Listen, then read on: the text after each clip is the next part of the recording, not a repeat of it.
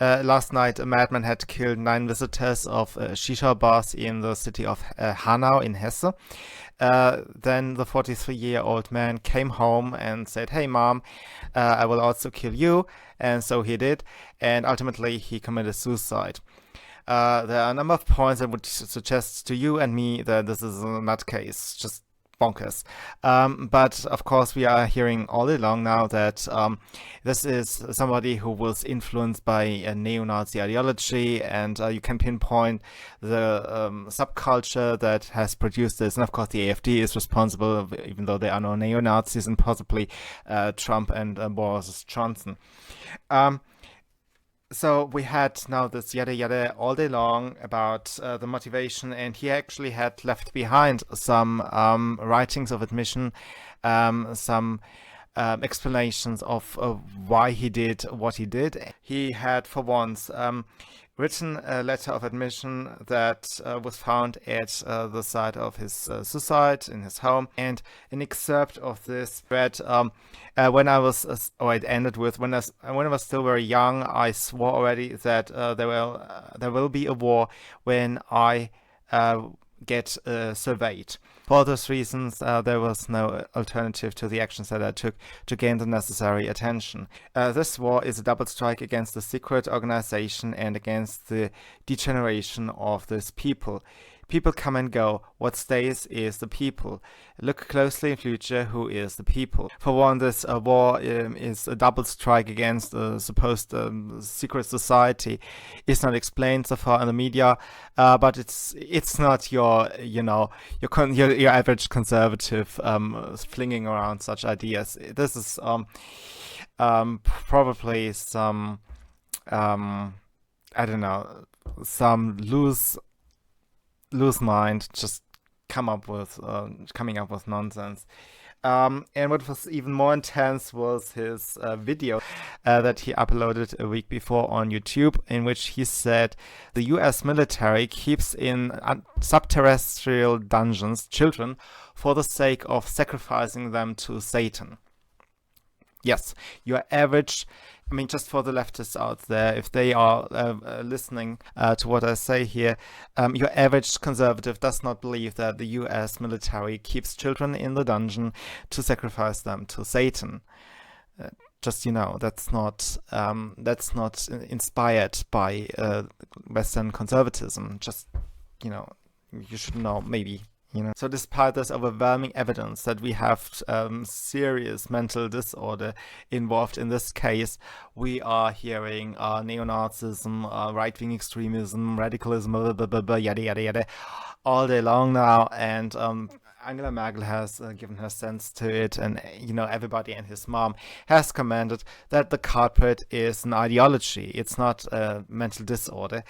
And of course, I do not really want to separate that entirely for one reason. When I see a Muslim attack, an Islamic attack, I also say, well, it's also about the Muslims, right? It's not like these people are completely detached from what is going on. They have some responsibility for what's going on, and they have to take measures.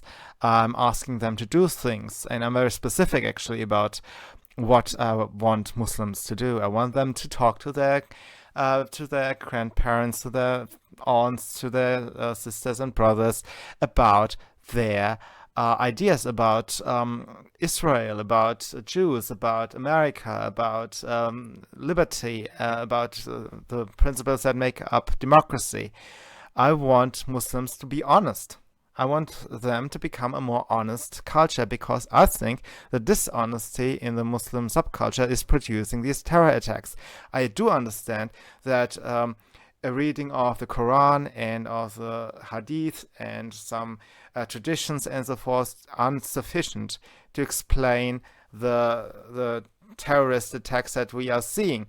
But that does not mean that Muslims just get off the hook. Okay, obviously there is a connection. Now, this guy did not like immigrants, apparently. So is there a connection between conservatives and this dude? Maybe a bit, But I think there is a stronger connection between our culture, the environment, his everyday environment, and his thoughts. We are unable in this climate of perpetual gaslighting and dishonesty to correct nutcases. If everybody is constantly told that he is crazy for seeing what is true, you cannot even tell people that no, there aren't cows living on the moon.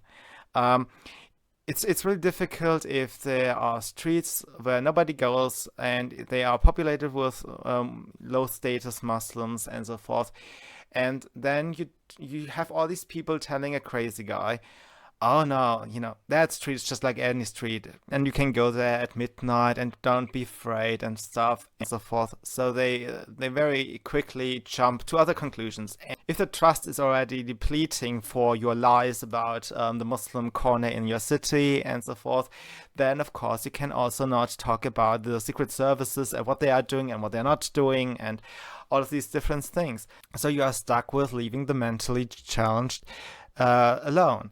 And that is the ground on which this grows, on which terrorism grows, as well in the Western culture as in the Muslim one. This is now a discussion about terrorism as well. It must be AfD terrorism or Trump terrorism or whatever. And I think now it comes to fruition that we have seen the smudging of the word terrorism since the terror attacks of 9/11. We had a lot of people since 9/11 that just claim that terrorism means bad. Like fascism. Fascism just means bad, and terrorism is just also bad.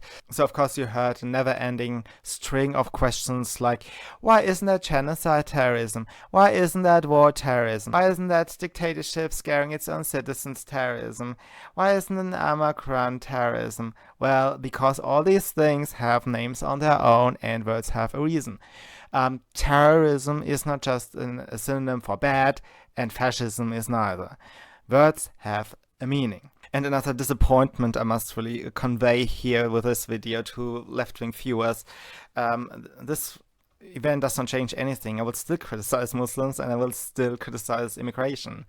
It does not change anything, and no attack ever will, because you actually do not win an argument by putting on social pressure or emotional distress. What you have to do is use the word because. That's my secret. The kryptonite, how you can defeat us. Use the word because. That was it for today, and I'll see you soon. Bye.